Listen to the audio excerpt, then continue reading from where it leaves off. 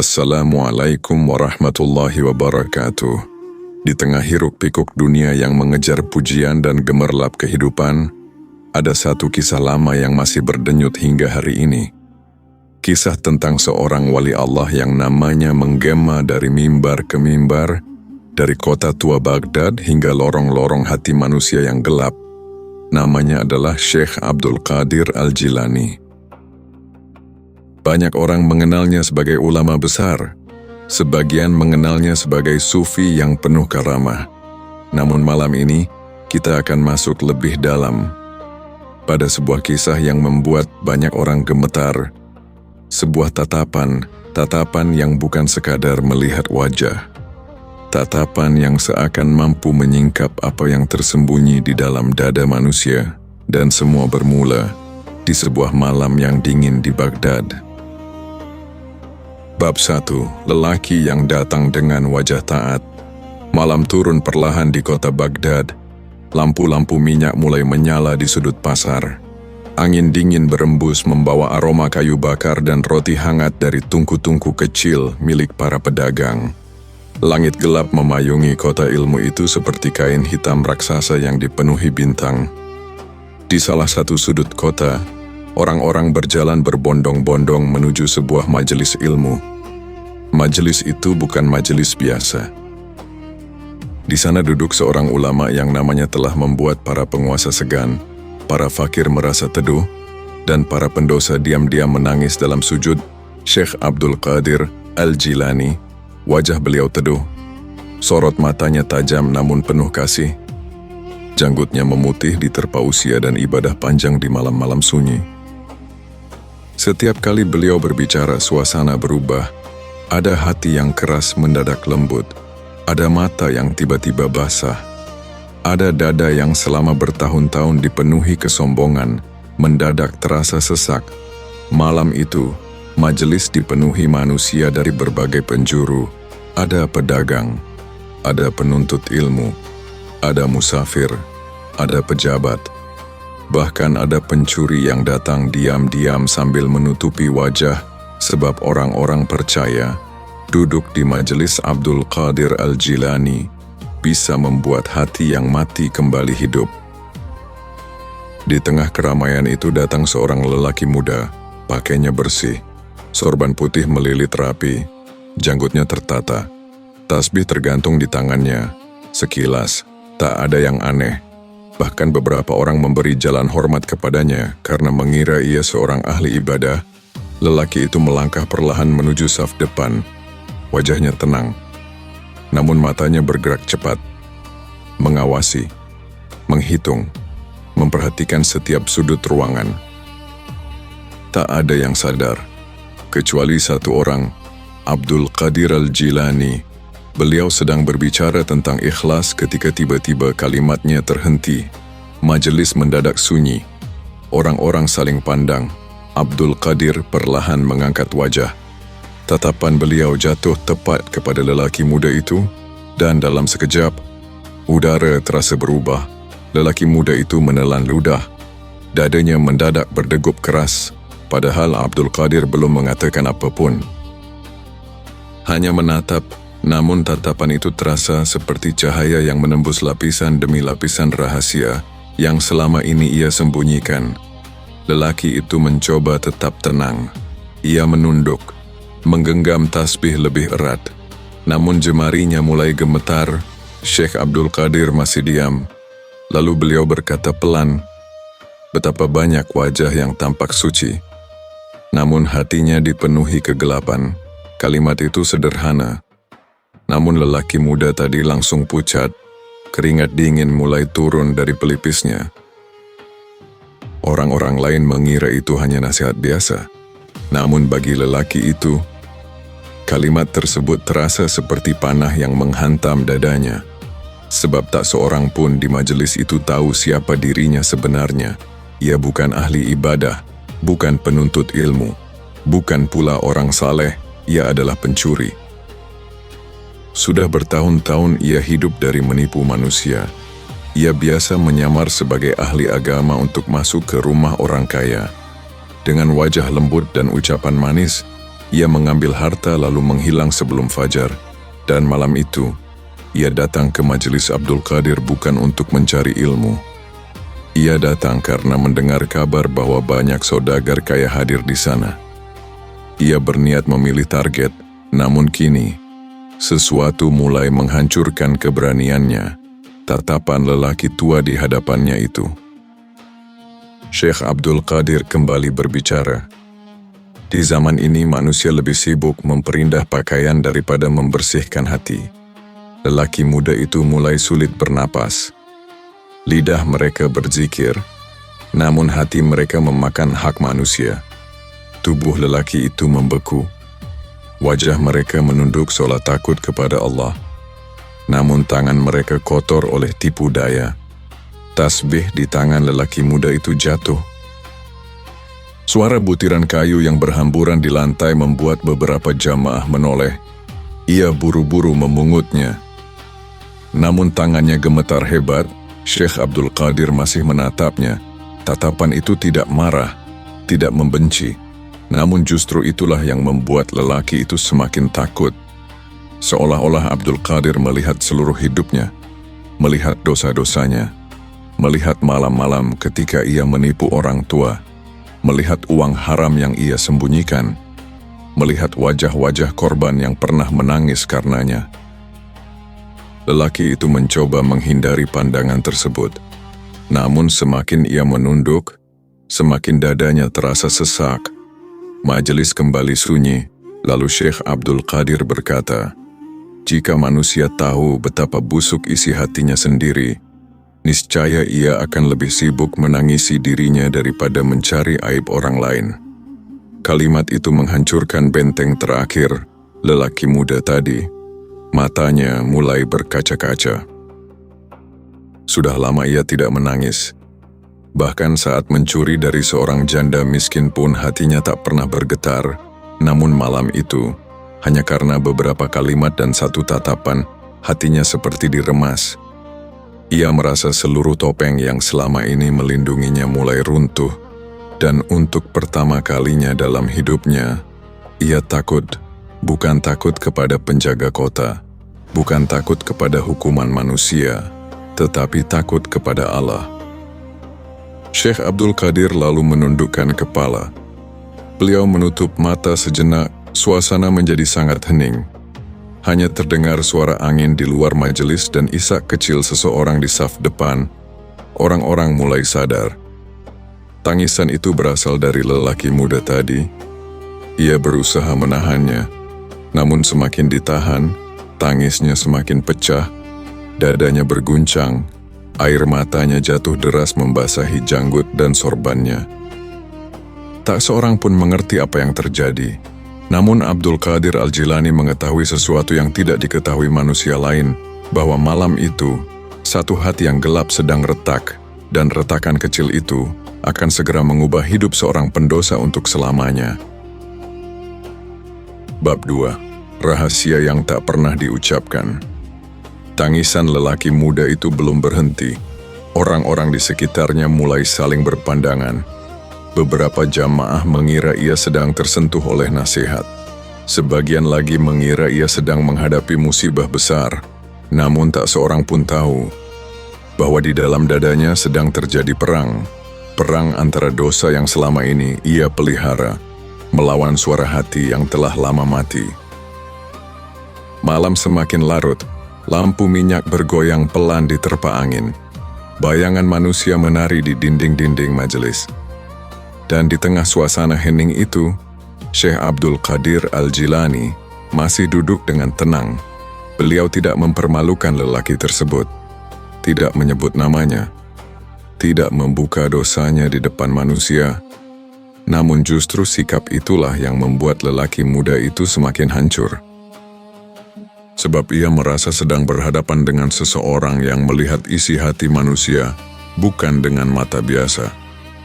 Lelaki itu mencoba menghapus air mata. Namun semakin dihapus, semakin deras mengalir, dadanya terasa panas. Seolah ada batu besar yang menekan napasnya. Syekh Abdul Qadir lalu berkata pelan, Dosa yang paling berbahaya bukan dosa yang membuat manusia menangis. Beliau berhenti sejenak. Dosa paling berbahaya adalah dosa yang membuat hati terbiasa. Majelis sunyi. Kalimat itu masuk seperti pisau ke dada lelaki muda tadi. Benar, ia telah terbiasa. Awalnya dulu ia gemetar saat pertama mencuri. Ia tak bisa tidur. Ia takut, namun lama-kelamaan, semuanya menjadi biasa, menipu menjadi biasa, berbohong menjadi biasa. Mengambil hak orang lain menjadi biasa, hatinya perlahan membatu. Ia bahkan pernah tertawa setelah berhasil mengambil seluruh tabungan seorang pedagang tua. Dan malam ini, seluruh ingatan itu datang kembali seperti gelombang besar yang menghantam dirinya. Syekh Abdul Qadir kembali berbicara. Ketika hati mulai gelap, manusia akan pandai berpura-pura saleh. Lelaki muda itu menunduk makin dalam, lisannya lembut, pakaiannya indah, zikirnya panjang. Suara Syekh Abdul Qadir semakin tenang, namun justru ketenangan itu terasa menakutkan. Tetapi jika Allah membuka isi hatinya, manusia akan lari menjauh darinya. Tubuh lelaki muda itu langsung gemetar, sebab itulah ketakutan terbesarnya. Selama ini ia hidup memakai topeng. Orang-orang memanggilnya Ustaz Muda. Sebagian memintanya memimpin doa. Beberapa saudagar bahkan pernah mengundangnya makan di rumah. Padahal setelah semua itu selesai, ia diam-diam menghafal letak harta mereka. Malam itu ia sadar, ia mungkin berhasil menipu manusia.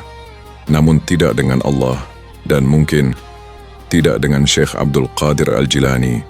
Tiba-tiba Syekh Abdul Qadir memalingkan wajah ke seluruh jamaah. Beliau berkata, "Wahai manusia, jangan tertipu oleh pakaian, jangan tertipu oleh suara lembut, jangan tertipu oleh air mata." Beliau mengangkat telunjuknya perlahan. Sebab ada manusia yang menangis di depan kalian, namun tertawa ketika bermaksiat kepada Allah. Lelaki muda itu merasa jantungnya hampir berhenti. Kalimat demi kalimat terasa seperti membuka lembar hidupnya. Ia mulai berpikir untuk pergi, namun aneh. Kakinya terasa berat, seolah ada sesuatu yang menahannya tetap duduk di sana. Dan semakin lama ia mendengar suara Syekh Abdul Qadir, semakin hatinya ingin runtuh. Di luar majelis angin malam bertiup lebih dingin. Suara langkah kuda terdengar samar dari jalanan Baghdad. Namun di dalam ruangan itu, waktu seolah berhenti. Syekh Abdul Qadir menundukkan kepala, lalu berkata dengan suara yang sangat pelan, "Berapa banyak manusia yang membawa wajah ahli ibadah, padahal ia sedang memakan api neraka sedikit demi sedikit." Lelaki muda itu langsung menutup wajahnya. Air matanya pecah semakin keras. Kini beberapa jamaah mulai mendekatinya, namun ia menggeleng. Ia malu, sangat malu. Untuk pertama kalinya dalam hidup, ia merasa hina di hadapan Allah, padahal selama ini ia merasa pintar, merasa hebat, merasa selalu berhasil mempermainkan manusia. Namun malam itu semua kesombongannya hancur, dan anehnya, di balik rasa malu itu, ada sesuatu yang mulai tumbuh, penyesalan. Sudah bertahun-tahun ia tidak merasakan ini. Ia lupa bagaimana rasanya takut kepada Allah. Ia lupa bagaimana rasanya menyesali dosa. Ia lupa bagaimana rasanya ingin berubah. Syekh Abdul Qadir lalu memejamkan mata. Suasana makin sunyi, kemudian beliau berkata, "Jika Allah masih membuatmu gelisah setelah berbuat dosa, bersyukurlah." Beberapa jamaah mulai menangis. Karena itu tanda hati itu belum mati sepenuhnya. Lelaki muda itu mengangkat wajah perlahan, matanya merah. Napasnya tidak beraturan, dan saat itulah, untuk pertama kalinya, tatapan Syekh Abdul Qadir bertemu langsung dengan matanya. Lelaki itu membeku. Tatapan tersebut bukan tatapan kebencian, bukan tatapan yang menghakimi, tetapi tatapan yang membuatnya merasa seluruh kebohongan dalam dirinya runtuh. Seolah Syekh Abdul Qadir sedang berkata tanpa suara, Aku tahu siapa dirimu, tapi pintu Allah masih terbuka. Dan kalimat tak bersuara itu justru lebih menghancurkan daripada ribuan teriakan. Lelaki muda tersebut tiba-tiba berdiri. Seluruh jamaah menoleh, tubuhnya gemetar, wajahnya pucat, lalu dengan suara terbata-bata ia berkata, "Wahai Syekh." Suaranya pecah. Apakah Allah masih menerima manusia seperti saya? Majelis langsung hening. Tak seorang pun menyangka pertanyaan itu. Syekh Abdul Qadir Al-Jilani memandangnya lama. Lalu beliau tersenyum tipis, senyum yang lembut, senyum yang membuat hati terasa hangat di tengah malam dingin Baghdad. Dan beliau berkata, "Anak muda, jika Allah tidak ingin menerima taubatmu, Dia tidak akan membuatmu menangis malam ini." Kalimat itu menghantam hati lelaki tersebut. Ia jatuh berlutut. Tangisnya pecah tanpa bisa ditahan. Malam itu, untuk pertama kalinya setelah bertahun-tahun hidup dalam tipu daya, seorang pendosa mulai berharap kepada rahmat Allah, namun ia belum tahu bahwa rahasia terbesar tentang dirinya belum benar-benar tersingkap. Bab 3. Tatapan yang membuka luka lama. Malam belum benar-benar berakhir. Langit Baghdad masih gelap ketika lelaki muda itu terduduk lemas di lantai majelis. Tangisnya perlahan mereda, namun dadanya masih terasa berguncang.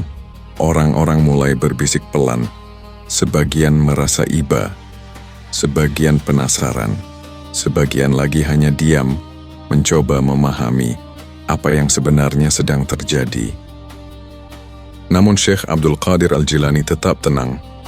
Beliau tidak terburu-buru berbicara. Tatapan beliau masih tertuju kepada lelaki muda itu. Tatapan yang aneh, tidak keras, tidak lembut berlebihan. Namun terasa seperti cahaya yang masuk ke sudut paling gelap hati manusia. Lelaki itu menunduk dalam. Ia merasa malu menatap wajah siapapun. Sudah bertahun-tahun ia memakai topeng kesalehan.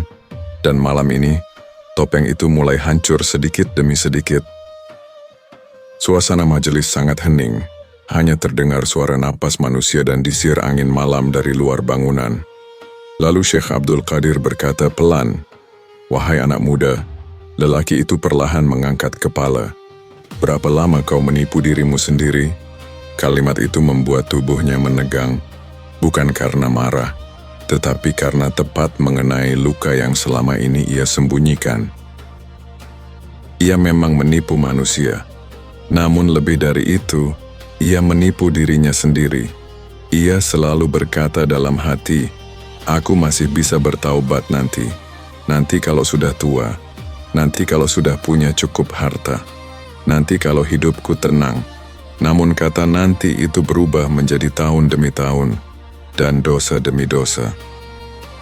Syekh Abdul Qadir kembali berkata, "Setan tidak selalu menyuruh manusia menjadi kafir." Majelis mulai menyimak dengan penuh diam. Kadang setan hanya membisikkan satu kata. Beliau berhenti sejenak. "Nanti." Lelaki muda itu langsung menangis lagi. Karena itulah racun yang selama ini membunuh hatinya perlahan. Ia menunda taubat, menunda kebaikan, menunda meninggalkan dosa, hingga akhirnya ia terbiasa hidup dalam kegelapan. Syekh Abdul Qadir lalu memalingkan wajah ke jamaah lain. Berapa banyak manusia yang mati sebelum sempat mengucapkan taubat? Tak ada yang menjawab. Dan berapa banyak manusia yang merasa dirinya masih punya waktu, padahal malaikat maut sudah berjalan menuju rumahnya. Majelis mendadak terasa dingin. Beberapa jamaah menunduk. Sebagian mulai menangis pelan. Namun lelaki muda itu merasa seolah kalimat tersebut hanya ditujukan kepadanya. Dadanya sesak. Ia tiba-tiba teringat sesuatu. Seorang perempuan tua, wajah renta dengan mata yang bengkak karena menangis. Beberapa tahun lalu ia pernah mencuri seluruh uang simpanan perempuan itu. Uang yang dikumpulkan untuk membeli makanan anak-anak yatim yang diasuhnya. Saat itu perempuan tua tersebut menangis sambil berkata, Semoga Allah masih memberimu hidayah sebelum terlambat. Dan ia justru tertawa. Malam ini, kalimat itu kembali menghantam dirinya seperti petir. Tubuhnya mulai gemetar hebat. Ia menutup wajah dengan kedua tangan. Ya Allah, suara itu keluar lirih dari bibirnya. Mungkin itulah doa paling jujur yang pertama kali keluar dari mulutnya setelah bertahun-tahun. Syekh Abdul Qadir memandangnya lama. Lalu beliau berkata, hati manusia itu seperti cermin. Semua jamaah diam mendengarkan. Jika terus dipenuhi dosa, ia akan tertutup noda hitam. Beliau mengusap dada beliau perlahan. Dan ketika seluruh permukaannya menjadi hitam, manusia tidak lagi bisa membedakan cahaya dan kegelapan. Lelaki muda itu merasa seluruh tubuhnya lemas karena ia sadar. Itulah dirinya. Ia sudah terlalu lama hidup dalam gelap hingga lupa bagaimana rasanya cahaya. Namun anehnya, malam itu ia mulai merasakan sedikit cahaya kembali masuk ke dadanya. Meski kecil, meski samar, tetapi cukup untuk membuatnya merasa takut kepada Allah lagi. Dan rasa takut itu justru terasa indah. Air mata kembali jatuh. Kali ini bukan hanya karena malu, tetapi karena penyesalan yang benar-benar hidup. Syekh Abdul Qadir lalu bertanya pelan, "Apa yang paling kau takutkan saat ini?" Lelaki muda itu terdiam, bibirnya bergetar, kemudian ia menjawab lirih, "Saya takut, Allah tidak akan mengampuni saya." Majelis sunyi. Syekh Abdul Qadir tersenyum tipis, lalu beliau berkata, "Jika dosamu memenuhi langit dan bumi sekalipun." Beliau mengangkat tangan perlahan. Rahmat Allah masih lebih luas. Tangisan kembali pecah di dalam majelis. Namun Syekh Abdul Qadir belum selesai. Beliau lalu berkata dengan suara yang lebih dalam, "Tetapi ada syaratnya." Lelaki muda itu langsung mengangkat kepala. Taubat bukan sekadar menangis. Kalimat itu membuat seluruh ruangan terasa berat. Taubat adalah keberanian meninggalkan dosa yang kau cintai. Lelaki muda tersebut membeku, karena itulah bagian tersulit. Selama ini dosa telah menjadi hidupnya. Menipu memberinya makan, mencuri membuatnya bertahan hidup, topeng kesalehan melindunginya. Jika semua itu ditinggalkan, siapa dirinya nanti? Seolah Syekh Abdul Qadir mengetahui isi pikirannya, beliau berkata, "Banyak manusia ingin masuk surga." Tatapan beliau tajam, tetapi tidak mau melepaskan dunia yang menyeretnya ke neraka. Kalimat itu menghantam dadanya keras sekali, dan untuk pertama kalinya, ia sadar bahwa selama ini ia bukan mencintai Allah, ia hanya mencintai dirinya sendiri. Majelis kembali hening, lampu minyak mulai mengecil. Sebagian jamaah merapatkan pakaian karena udara makin dingin, namun lelaki muda itu merasa panas. Bukan panas tubuh, melainkan panas penyesalan yang membakar isi dadanya. Lalu tiba-tiba Syekh Abdul Qadir berkata sesuatu yang membuat seluruh tubuhnya membeku. Besok pagi, beliau menatap tepat ke arah lelaki itu. "Kembalikan hak manusia yang pernah kau ambil." Lelaki muda tersebut langsung pucat. Matanya membesar. Tak ada seorang pun yang tahu tentang semua hasil curiannya. Ia menyembunyikannya di tempat rahasia. Tak pernah ada yang melihat. Namun bagaimana Syekh Abdul Qadir bisa mengetahui bahwa ia mengambil hak manusia? Tangannya mulai dingin, jantungnya berdegup sangat keras. Dan sebelum ia sempat berbicara, Syekh Abdul Qadir kembali berkata, pelan, karena dosa yang disembunyikan dari manusia tetap terlihat jelas di hadapan Allah. Kalimat itu membuat lelaki muda tersebut merasa seperti runtuh seluruhnya. Ia sadar sekarang. Yang sedang berhadapan dengannya bukan sekadar ulama biasa, tetapi seorang hamba Allah yang hatinya hidup oleh cahaya ilahi. Dan malam itu, rahasia yang selama bertahun-tahun ia kubur rapat, akhirnya mulai terbuka satu demi satu. Bab 4. Malam yang mematahkan kesombongan, azan subuh belum berkumandang. Langit Baghdad masih diselimuti warna biru gelap ketika majelis mulai sepi sedikit demi sedikit. Beberapa jamaah pulang sambil mengusap air mata. Sebagian masih duduk diam, tenggelam dalam renungan. Namun lelaki muda itu belum bergerak. Ia masih terduduk di lantai. Wajahnya pucat, matanya sembab. Kalimat terakhir Syekh Abdul Qadir Al-Jilani terus terngiang di kepalanya. Kembalikan hak manusia yang pernah kau ambil.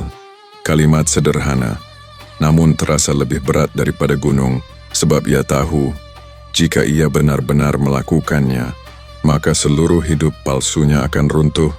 Orang-orang akan tahu siapa dirinya. Para saudagar akan membencinya. Mungkin ia dipenjara, mungkin dipukuli massa, mungkin dibunuh. Dan untuk pertama kalinya, ia merasakan sesuatu yang belum pernah ia rasakan sebelumnya. Takut kehilangan dosa, ia menunduk dalam. Betapa aneh hati manusia. Tadi ia menangis meminta ampunan. Namun kini saat harus meninggalkan dosa, hatinya justru gemetar. Syekh Abdul Qadir seakan memahami perang dalam dadanya. Beliau berkata pelan, "Jangan percaya pada tangisanmu. Sebelum langkah kakimu berubah." Lelaki muda itu langsung terdiam. Kalimat itu seperti pedang yang memotong sisa kesombongannya. Benar, menangis ternyata mudah. Yang sulit adalah berubah. Di luar majelis, udara subuh mulai terasa lebih dingin. Kabut tipis turun di jalan-jalan Baghdad. Suara anjing penjaga terdengar samar dari kejauhan. Namun di dalam hati lelaki itu, kekacauan sedang terjadi. Ia mulai mengingat semua dosanya satu persatu, rumah-rumah yang pernah ia tipu, orang-orang miskin yang pernah ia bohongi, doa-doa buruk yang mungkin pernah dipanjatkan korban-korbannya di tengah malam. Dan yang paling membuat dadanya sakit, ia sadar semua itu dilakukan sambil membawa wajah orang saleh. Ia memakai agama sebagai topeng. Lelaki itu menggigit bibirnya kuat-kuat. Air mata kembali jatuh, lalu ia berkata lirih, "Wahai Syekh, saya takut." Syekh Abdul Qadir memandangnya tenang. Takut kepada siapa? Lelaki itu menelan ludah. Takut menghadapi manusia. Syekh Abdul Qadir tersenyum tipis, lalu beliau berkata, "Kalau begitu, selama ini kau lebih takut kepada manusia daripada kepada Allah." Kalimat itu menghantam keras. Lelaki muda tersebut langsung menutup wajahnya. Benar, selama ini ia takut miskin, takut dihina, takut kehilangan kenyamanan, takut dipandang buruk, namun ia jarang takut kepada Allah. Dan itulah penyakit terbesar dalam hatinya. Majelis kembali sunyi, lalu Syekh Abdul Qadir berkata, "Orang yang benar-benar mengenal Allah akan lebih takut kepada dosa kecil daripada manusia takut kepada singa." Beberapa jamaah yang masih tinggal mulai menangis lagi. Suara Syekh Abdul Qadir tidak keras, namun setiap katanya terasa hidup, seolah bukan hanya masuk ke telinga, tetapi langsung mengetuk hati manusia. Beliau lalu melanjutkan, "Dosa itu seperti api kecil." Beliau mengambil lampu minyak kecil di dekatnya. Jika segera dipadamkan, ia tidak akan membakar rumah. Api kecil di lampu itu bergoyang pelan, tetapi jika dibiarkan, beliau menatap jamaah satu persatu, ia akan melahap semuanya. Lelaki muda itu merasa dadanya sesak, karena ia sadar, selama bertahun-tahun ia membiarkan api itu tumbuh. Kini api tersebut hampir membakar seluruh hidupnya. Tiba-tiba Syekh Abdul Qadir berdiri perlahan. Semua jamaah ikut berdiri hormat. Tubuh beliau sudah tua, namun wibawanya membuat ruangan terasa penuh cahaya. Beliau melangkah pelan mendekati lelaki muda tersebut. Setiap langkah terdengar jelas di tengah sunyi. Dan saat beliau berdiri tepat di hadapannya, Lelaki itu bahkan tidak berani mengangkat wajah. Lalu Syekh Abdul Qadir berkata sangat pelan, "Wahai anak muda," suara beliau lembut sekali, "tidak ada manusia yang terlalu kotor untuk dibersihkan Allah." Tangis lelaki itu pecah lagi. Namun Syekh Abdul Qadir melanjutkan, "Tetapi jangan bermain-main dengan taubat." Beliau mengangkat telunjuk perlahan, sebab banyak manusia menangis malam ini, lalu kembali bermaksiat esok pagi. Lelaki muda itu gemetar, karena ia tahu, ia bisa saja kembali jatuh. Ia mengenal dirinya sendiri. Ia lemah. Ia mudah tergoda. Syekh Abdul Qadir lalu berkata, "Setan tidak sedih ketika manusia berdosa." Majelis diam total. Setan justru sedih ketika manusia benar-benar bertaubat. Kalimat itu terasa menembus dada. Lelaki muda tersebut mulai memahami. Perjuangan sebenarnya belum dimulai. Tangisan malam ini hanyalah pintu awal. Pertarungan sesungguhnya adalah setelah matahari terbit, saat dunia kembali memanggilnya, saat dosa kembali menawarkan kenyamanan, saat syaitan membisikkan, "Nanti saja berubahnya."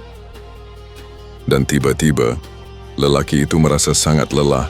Lelah berpura-pura, lelah berbohong, lelah hidup dengan wajah palsu. Ia perlahan mengangkat kepala, matanya merah penuh air mata. Lalu ia berkata dengan suara bergetar, "Wahai Syekh." Abdul Qadir menatapnya lembut. "Ajari saya bagaimana cara memulai hidup baru." Majelis menjadi sangat sunyi, dan jawaban Abdul Qadir malam itu akan mengubah jalan hidup lelaki tersebut selamanya. Bab 5. Langkah pertama menuju taubat. Majelis begitu sunyi. Udara subuh mulai masuk melalui celah-celah jendela kayu. Langit Baghdad perlahan berubah warna. Hitam pekat mulai memudar menjadi biru kelabu. Di hadapan Syekh Abdul Qadir Al-Jilani, lelaki muda itu masih berlutut dengan tubuh gemetar. "Ajari saya bagaimana cara memulai hidup baru." Kalimat itu keluar lirih, namun terasa seperti jeritan panjang dari hati yang kelelahan. Syekh Abdul Qadir memandangnya beberapa saat. Tatapan beliau teduh, tidak tergesa, tidak pula memaksa. Lalu beliau duduk kembali perlahan, dan dengan suara yang tenang beliau berkata, "Taubat memiliki pintu, tetapi banyak manusia berhenti di depan pintu itu." Lelaki muda itu mengangkat wajah pelan. "Kenapa, wahai Syekh?" Syekh Abdul Qadir menjawab, "Karena mereka ingin diampuni tanpa berubah." Kalimat itu membuat dadanya kembali bergetar. Benar, selama ini ia ingin merasa tenang tanpa meninggalkan dosa, ingin disebut baik tanpa memperbaiki diri, ingin surga tanpa memerangi hawa nafsu. Syekh Abdul Qadir lalu berkata, "Langkah pertama menuju Allah adalah kejujuran." Beliau menunjuk dada lelaki itu. "Jujur kepada dirimu sendiri." Suasana majelis terasa makin dalam. "Berhentilah mengatakan bahwa dosamu kecil." Beliau melanjutkan, "Karena gunung pun tersusun dari batu-batu kecil." Lelaki muda itu menunduk.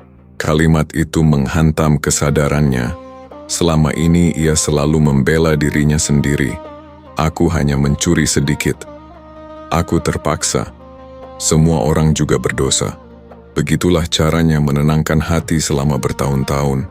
Namun malam ini, semua alasan itu terasa busuk. Syekh Abdul Qadir kembali berkata, "Orang yang paling sulit bertaubat adalah orang yang terus membela dosanya." Beberapa jamaah mengangguk pelan, dan lelaki muda tersebut merasa seperti sedang bercermin. Ia sadar, selama ini ia tidak pernah benar-benar mengakui kesalahannya. Ia hanya takut tertangkap, bukan takut kepada Allah. Lalu Syekh Abdul Qadir bertanya, "Apakah kau benar-benar ingin berubah?" Lelaki itu langsung menjawab, "Demi Allah, saya ingin." Syekh Abdul Qadir mengangguk perlahan. "Kalau begitu, bersiaplah kehilangan banyak hal." Jantung lelaki muda itu berdegup keras, kehilangan kenyamanan, kehilangan pujian manusia, kehilangan teman-teman burukmu, bahkan mungkin kehilangan kehidupan lamamu. Beliau menatap dalam ke arah lelaki tersebut karena tidak ada taubat tanpa pengorbanan. Kalimat itu membuat ruangan terasa berat. Lelaki muda itu mulai memahami. Taubat bukan sekadar air mata. Taubat adalah keberanian memotong rantai yang selama ini mengikat jiwa, dan rantainya sangat banyak: harta haram, kebiasaan dusta, keinginan dipuji, wajah palsu yang selama ini membuat manusia menghormatinya. Ia menelan ludah, lalu bertanya pelan, "Bagaimana kalau saya gagal?" Syekh Abdul Qadir tersenyum tipis. "Kalau kau jatuh, bangkit lagi." Beliau berkata lembut, "Allah tidak melihat seberapa sering kau jatuh." Tatapan beliau penuh keteduhan. Allah melihat apakah kau terus kembali kepadanya atau malah lari menjauh. Tangisan kembali pecah dari mata lelaki muda itu. Entah kenapa, setiap ucapan Syekh Abdul Qadir terasa seperti hujan yang membasuh kotoran dalam hatinya. Sudah lama ia hidup tanpa harapan. Ia mengira dirinya terlalu jauh dari rahmat Allah. Namun malam itu, sedikit demi sedikit, hatinya mulai percaya bahwa pintu ampunan masih terbuka. Tiba-tiba Syekh Abdul Qadir berkata, "Sekarang jawab satu pertanyaan." Lelaki itu mengangkat kepala. "Jika malam ini adalah malam terakhirmu hidup di dunia, apa yang paling kau sesali?" Pertanyaan itu membuat tubuhnya membeku. Napasnya tertahan, dan tanpa sadar, wajah-wajah mulai muncul di kepalanya. Perempuan tua yang pernah ia tipu, anak kecil yang menangis kehilangan uang, pedagang miskin yang ia curi, orang-orang yang memuliakannya karena mengira ia saleh. Air matanya jatuh semakin deras, lalu dengan suara patah ia berkata, "Saya menyesal, karena terlalu lama jauh dari Allah." Majelis mendadak sangat hening. Syekh Abdul Qadir memejamkan mata sejenak. Kemudian beliau berkata, pelan, "Itulah awal hidayah." Langit Baghdad mulai memunculkan cahaya fajar. Burung-burung kecil mulai terdengar dari kejauhan. Dan di dalam majelis tua itu, satu hati yang lama mati mulai hidup kembali. Namun Syekh Abdul Qadir belum selesai. Beliau lalu berkata, "Mulai hari ini, jangan lagi memakai wajah palsu." Lelaki muda itu terdiam. Lebih baik dikenal sebagai pendosa yang jujur. Beliau menatap tajam daripada ahli ibadah yang penuh kepalsuan. Kalimat itu terasa menghantam seluruh sisa kesombongan dalam dirinya. Ia selama ini hidup demi pandangan manusia. Dipanggil ustaz membuatnya senang, dipuji membuatnya mabuk, dihormati membuatnya merasa besar, padahal isi hatinya busuk. Dan malam itu, untuk pertama kalinya, ia ingin menjadi manusia yang jujur di hadapan Allah, meski harus kehilangan segalanya. Tiba-tiba suara azan subuh berkumandang dari kejauhan. Allahu Akbar, Allahu Akbar. Suara itu menggema menembus jalan-jalan Baghdad. Beberapa jamaah mulai menangis lagi. Udara subuh terasa begitu syahdu. Syekh Abdul Qadir berdiri perlahan, lalu beliau berkata, "Bangunlah." Lelaki muda itu menatap bingung. "Ini waktunya memulai hidupmu yang baru." Kalimat itu membuat dadanya bergetar hebat, dan tanpa ia sadari, langkah pertama menuju taubat sejati akhirnya dimulai saat fajar menyingsing di kota Baghdad. Bab 6. Tatapan yang menyelamatkan satu jiwa. Suara azan subuh masih menggema di langit Baghdad. Allahu Akbar, Allahu Akbar. Udara pagi terasa dingin dan lembut. Kabut tipis menggantung di jalanan kota. Lampu-lampu minyak mulai padam satu demi satu digantikan cahaya fajar yang perlahan lahir dari ufuk timur. Di dalam majelis, para jamaah mulai bersiap menunaikan salat, namun lelaki muda itu masih berdiri diam, dadanya berguncang. Kalimat terakhir Syekh Abdul Qadir Al-Jilani terus terngiang di telinganya. Ini waktunya memulai hidupmu yang baru. Hidup baru, Dua kata sederhana, namun terasa begitu berat karena hidup baru berarti meninggalkan hidup lama. Dan hidup lamanya dibangun di atas kebohongan. Ia perlahan berdiri, kakinya terasa lemah. Tetapi ada sesuatu yang berbeda dalam dadanya. Bukan lagi kesombongan, bukan lagi keberanian palsu, melainkan ketakutan kepada Allah dan harapan akan rahmat-Nya. Syekh Abdul Qadir berjalan menuju tempat wudhu. Para jamaah mengikuti beliau. Lelaki muda itu ikut melangkah perlahan. Dan untuk pertama kalinya setelah bertahun-tahun, ia merasa malu membawa tubuhnya sendiri. Saat air wudhu menyentuh wajahnya, air matanya jatuh lagi.